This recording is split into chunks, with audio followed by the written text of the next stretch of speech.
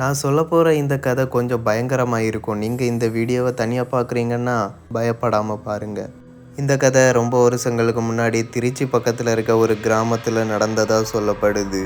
புதுசா கல்யாணமான மாலதியோட ஹஸ்பண்ட் தினேஷ் குடும்ப சூழ்நிலைக்காண்டி வெளிநாட்டுக்கு போக வேண்டியதாயிருச்சு. இவங்களுக்கு கல்யாணம் முடிஞ்ச கொஞ்ச நாள்லயே வெளிநாட்டுக்கு போனது மாலதியால ஏத்துக்க முடியல. ரொம்பவுமே கஷ்டமா இருந்துச்சு. எப்போ வருவார் அப்படின்னு காத்துக்கிட்டே இருந்தாங்க.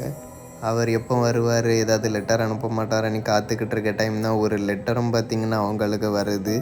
அதில் அவங்களுக்கு ரொம்பவுமே சந்தோஷமாக இருக்கக்கூடிய ஒரு விஷயம் இருந்துச்சு. அந்த லெட்டரில் எனக்கு லீவ் கிடச்சிருச்சு, நான் இன்னும் ஒரு வாரத்தில் ஊருக்கு வரப்போகிறேன் அப்படின்னு தினேஷ் எழுதியிருந்தார். மாலதியும் அந்த லெட்டரை படித்து பார்த்த சந்தோஷத்தோட பாட்டிக்கிட்டேயும் சொல்லிட்டு அதுக்கப்புறமா வீட்டையே ரொம்பவுமே அலங்கரிக்கிறாங்க. அவருக்கு பிடிச்ச மாதிரி சாப்பாடெல்லாம் பண்ணி வச்சு மாலதி காத்துக்கிட்டே இருந்தாங்க. ரொம்ப நேரமாக வீட்டுக்கு முன்னாடியே உட்காந்து காத்துக்கிட்டு இருக்காங்க.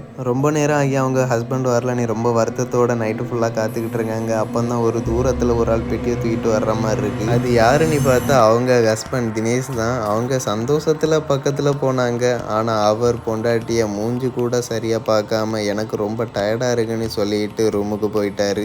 மாலதியும் இவரு ரொம்ப தூரம் டிராவல் பண்ணி வந்தாருன்னு அவருக்கு தண்ணியா வந்து கொடுக்குறாங்க. ஆனா அவரு தண்ணிலாம் எதுவும் வேண்டான்னு போயிட்டாரு. மாலதியும் தினேஷ்ட கேட்குறாங்க, உங்களுக்கு என்னாச்சு, என் மேல ஏதாவது கோவமானு கேட்டதுக்கு அதெல்லாம் ஒன்றும் இல்லை, நான் டிராவல் பண்ணி வந்தனால டயர்டாக இருக்குன்னு சொன்னாரு. சரி, நான் உங்களுக்கு பிடிச்ச மாதிரி சமைச்சிருக்கேன்னு சொன்னதுக்கு எனக்கு எந்த சாப்பாடு எதுவும் வேண்டான்ட்டு தூங்க போயிட்டாரு. மாலதியும் அவர் பக்கத்துலயே படுத்துக்கிட்டு யோசிச்சுட்டு இருக்காங்க, இவருக்கு என்ன இருக்கும், ஒருவேளை டிராவல் பண்ணினதுனால தான் நிஜமாவே டயர்டா இருக்காரான்ட்டு யோசிச்சுக்கிட்டே படுத்திருக்கும் போது தான் திடீர்னு யாரோ கதவை தட்டுற மாதிரி ரொம்ப சத்தம் கேட்குது. கதவை தட்டுற சவுண்டு யார், இப்போ யார் தட்டுறா அப்படின்ட்டு மாலதியும் வந்து பாக்குறாங்க. பார்த்தா பக்கத்து வீட்டுல இருந்த ஆட்கள் வந்து கதவை தட்டி, உங்க புருஷனோட ஆபீஸ்ல இருந்து கால் வந்திருக்கா அப்படின்ட்டு கூடுறாங்க. மாலதியும் ஹஸ்பண்ட் ரொம்ப டயர்டா தூங்கிட்டு இருக்காங்க அப்படின்ட்டு அவங்க ஃபாஸ்டா போறாங்க. அந்த போனை எடுத்து பேசுறாங்க.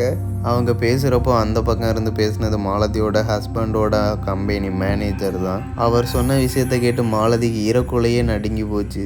அப்படி அவர் என்ன சொன்னாருன்னா, இதை எப்படி உங்கள்கிட்ட சொல்கிறதுன்னு தெரியல, உங்கள் ஹஸ்பண்ட் தினேஷ் 2 நாளைக்கு முன்னாடியே ஆக்சிடெண்ட்டில் இங்கே இறந்துட்டாரு, அவர் பாடியை நாங்கள் ஊருக்கு அனுப்புகிறோன்னு சொன்னார்.